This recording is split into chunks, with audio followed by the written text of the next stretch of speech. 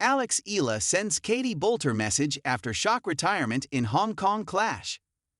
Eala is provisionally ranked inside the top 50 of the WTA rankings for the first time of her career after benefiting from a retirement in her first Hong Kong Tennis Open match. World No. 51 Eala was handed a tough opening round draw on paper at the WTA 250 event against Katie Boulter, who was a finalist at the tournament back in 2024. However, the British star has had a difficult 2025 season, affected by injury and inconsistency, and her 2025 season came to a disappointing end after she was forced to retire with injury early in the second set. Eala had broken to claim a topsy-turvy first set and was leading 6-4, 2-1 on serve when World No. 79 Boulter retired, with the Brit now set to drop outside the top 90 of the WTA rankings. It is not the way that any player chooses to win a match, and Eala sent her best wishes to her opponent during her on-court interview. She said, "This time of the year is a tough moment for a lot of players, physically and mentally, being the end of the season. I hope that Katie can take this time to recover and just look back at her season proudly."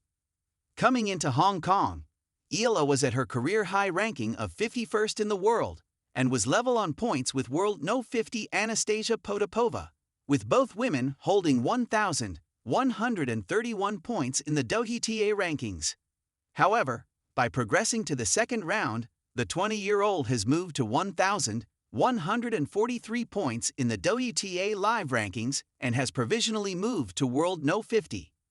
Only 3 women in action this week: Alicia Parks in Jiangxi, Christina Buxa in Hong Kong, and Francesca Jones in Chennai, can hold more than 1,143 points by the end of the week, and all 3 would need to win the title at their respective tournaments.